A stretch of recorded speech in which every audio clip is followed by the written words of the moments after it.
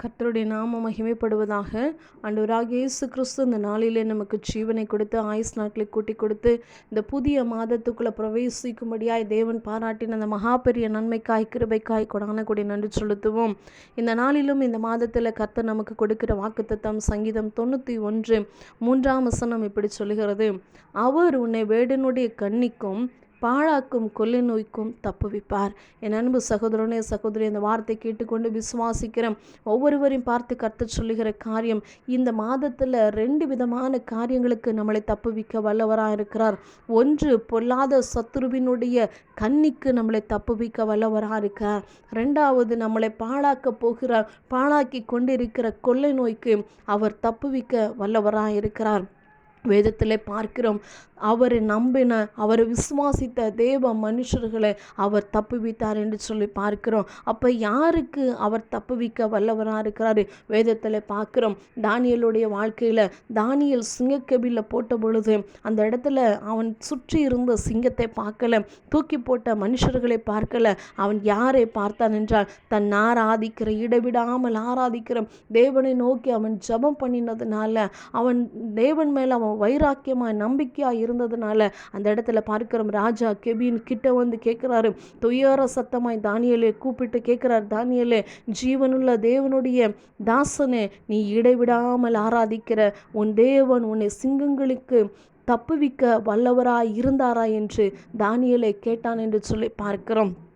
என் அன்பு சகோதரனே சகோதரியே, நம்மளோட வாழ்க்கையில் பொல்லாத வேடனுடைய கண்ணிக்கு நம்ம அகப்பட்டு இருந்திருக்கலாம், பொல்லாத கொள்ளை நோய்க்கு நம்ம அகப்பட்டு இருந்திருக்கலாம். எப்படியாப்பட்ட காரியத்துக்கு அகப்பட்டு இருந்தாலும் நம் இடைவிடாமல் ஆராதிக்கிற தேவனை நோக்கி பார்க்கும் பொழுது, ஜெபிக்கும் பொழுது, அவரை மாத்திரம் நம்பும் பொழுது, அன்னைக்கு தானியேலை தப்புவித்த கர்த்தர் நம்மளை தப்புவிக்க அவர் வல்லவராக இருக்கிறார். சாத்ராக், மேஷாக், ஆபேத்நேகோவை பார்க்கிறோம், வேறு சத்தத்துக்கு நாங்கள் செவி கொடுக்க மாட்டோம், வேறு காரியங்களுக்கு நாங்கள் செவி கொடுக்க மாட்டோம் என்று சொல்லி அவர்களை, அவங்க யாரை ஆராதிக்கிறாங்களோ அந்த தேவன் மேலே தான் அவங்க வைராக்கியமாக இருப்பேன் என்று சொல்லி உண்டாக்கின, தன்னை உருவாக்கின பிதாவாகிய தேவனுக்கு அவர்கள் வைராக்கியமாக இருந்தார்கள். அவங்க சொல்கிறதை பார்க்கிறோம், நாங்கள் ஆராதிக்கிற எங்கள் தேவன் எங்களை தப்புவிக்க வல்லவராக இருக்கிறார் என்று சொல்லி அவங்க விசுவாசத்தோடு இருந்ததுனால தான் 7 மடங்கு எரிகிற அக்கினிலும் அந்த இடத்துல பார்க்குறோம், அக்கினியின் நடுவில் உலாவுகிறது.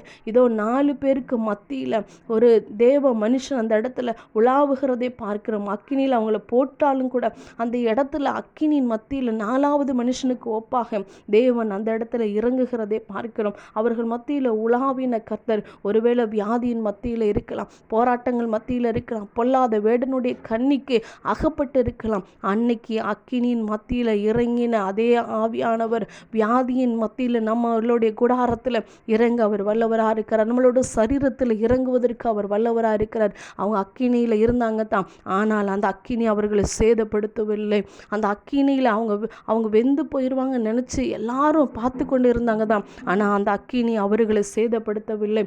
அந்த இடத்துல பார்க்குறோம், அக்கினியின் மத்தியில் அவர்களுடைய கட்டுகள் அவிழ்க்கப்பட்டு அவர்கள் ஜீவனோடு கூட பத்திரமாய் வெளியில் வருகிறதை பார்க்கிறோம். அவர்களுடைய தலைமயிர் கருகி போகலை, அவங்க போட்டிருந்த வஸ்திரம் அக்கினியின் வாசனை வரல, எதுவுமே இல்லாதபடிக்கு அக்கினியில் இருந்தாலும் அவர்கள் ஆராதிக்கிற தேவன் அவர்களை தப்புவித்தார் என்று சொல்லி பார்க்கிறோம். என் அன்பு சகோதரனே சகோதரியே, ஒருவேளை இதை கேட்டுக்கொண்டிருக்கும் பொழுது வேடனுடைய கண்ணி கேட்டு அகப்பட்டு பொல்லாத சத்துருவினுடைய காரியங்களில் கட்டப்பட்டு அகப்பட்டு இருக்கலாம். அக்கினியில் இருக்கிறதை போல ஒருவேளை வியாதியில் இருக்கலாம், வியாதியில் இருந்தாலும் கண்ணியில் அகப்பட்டு இருந்தாலும் அவர் அந்த மத்தியில் இறங்குகிற வல்லவராக இருக்கிறார். ஒன்றே ஒன்று நம்ம நினைக்க வேண்டிய காரியம் என்ன அப்படின்னா, நான் சாத்ராக், மேஷாக், ஆபேத்நேகோவை போல வைராக்கியமான நான் என்னை ஆராதிக்கிற தேவன் என்னை தப்புவிக்க வல்லவராக இருக்கிறார் என்று சொல்லி வைராக்கியமாய் விசுவாசமாய் இருக்கும் பொழுது அவர் தப்புவிக்க வல்லவராக இருக்கிறார். வேதத்தில் பார்க்கிறோம், 2 கொரிந்தியர் 1:10 பார்க்கிறோம், அப்படிப்பட்ட மரணத்தின் நின்றும் அவர் எங்களை தப்புவித்தார், இப்பொழுதும் தப்புவிக்கிறார், இன்னும் தப்புவிப்பார் என்று சொல்லி அவரையே நம்பி இருக்கிறோம் என்று சொல்லி பார்க்கிறோம். அவரை மாத்திரம் நம்பி இருக்கும் பொழுது வரப்போகிற பொல்லாத வேடனுடைய கண்ணிக்கு, பொல்லாத கொள்ளை நோய்களுக்கு அவர் நம்மளை தப்புவிக்க வல்லவராக இருக்கிறார். வரப்போகிற எல்லா போராட்டங்கள், பிரச்சனைகளிலிருந்து அவர் தப்புவித்து பாதுகாத்து இந்த மாதம் முழுவதுமாய் கூட இருக்க அவர் வல்லவராக இருக்கிறார். ஆமென்.